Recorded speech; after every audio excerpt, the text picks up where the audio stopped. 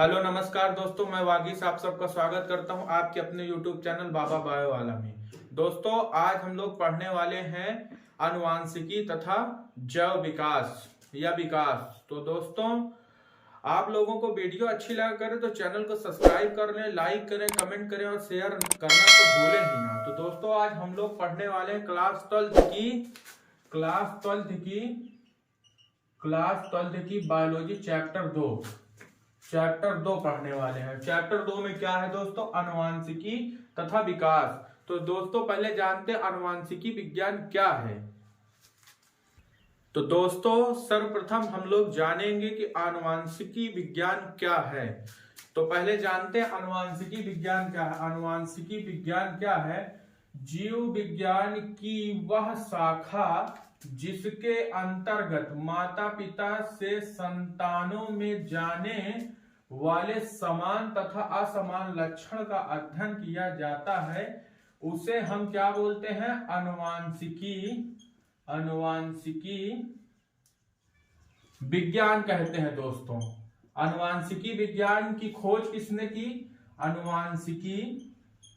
आनुवांशिकी विज्ञान की खोज ग्रेगर जॉन मेंडल ने किया।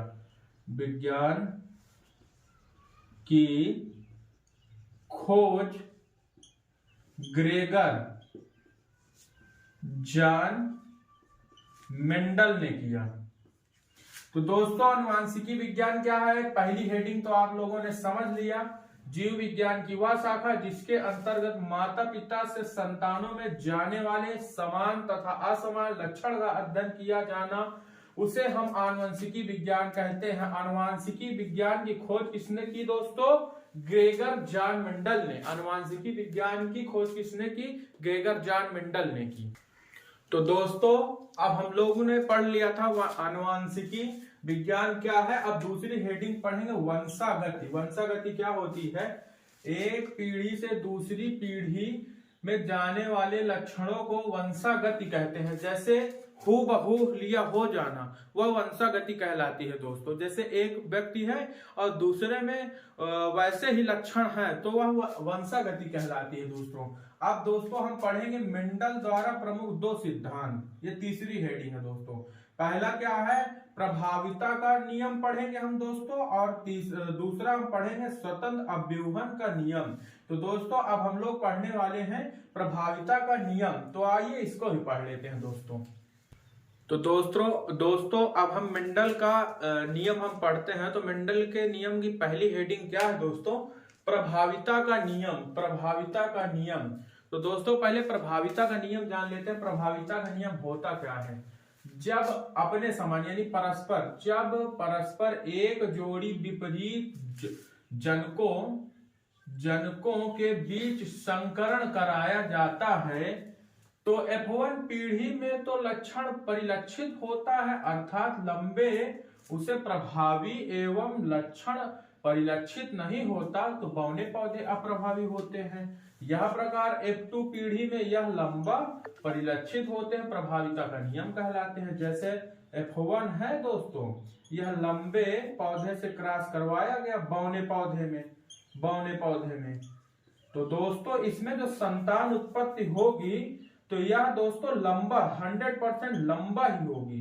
तो दोस्तों यह प्रभाविता का नियम कहलाता है। जैसे एक पौधे से दूसरे पौधे में करवाया गया, लंबे पौधे से और बौने पौधे में क्रॉस करवाया गया दोस्तों, तो उसमें 100% यानी 100% वह लंबा पौधा होगा बौने में। जब परस्पर एक जोड़ी विपरीत जनकों के बीच संकरण कराया जाता है तो F1 पीढ़ी में लक्षण परिलक्षित होता है, यानी उसका लक्षण एक होता है, अर्थात लंबा उसे प्रभावी एवं लक्षण परिलक्षित होता है, बौने पौधे को अप्रभावित होते हैं।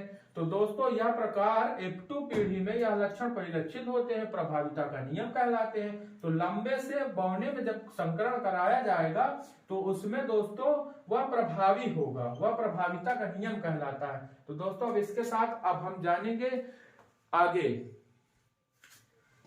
अब हम पढ़ेंगे दूसरा मेंडल का नियम, स्वतंत्र अभ्यूहन का नियम दोस्तों। तो इसको जान लेते हैं। स्वतंत्र अभ्यूहन का नियम क्या कहता है?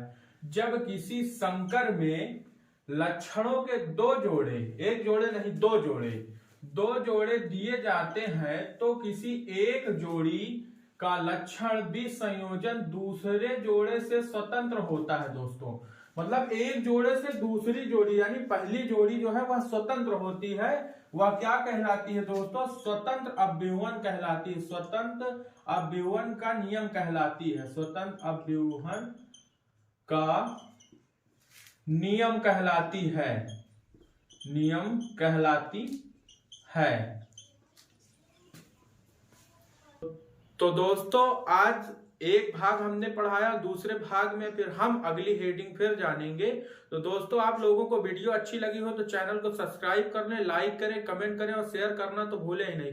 दोस्तों अभी हम आनुवांशिकी का नियम, आनुवांशिकी तथा विकास का नियम हम फिर पढ़ेंगे दूसरे पार्ट में, पार्ट 2 में इसके आगे का पढ़ेंगे। दोस्तों अगर एक ही वीडियो में हम पूरा बता देंगे तो दोस्तों आप लोगों का मन नहीं लगेगा, तो इसीलिए हम एक चैप्टर तो दो पार्ट में लेके चल रहे हैं। दो पार्ट में आपको बताएंगे तो आप लोगों को समझ में भी आएगा, आपको बोरिंग भी नहीं लगेगी और आप पूरा चैप्टर बढ़िया अच्छे से पढ़ लेंगे।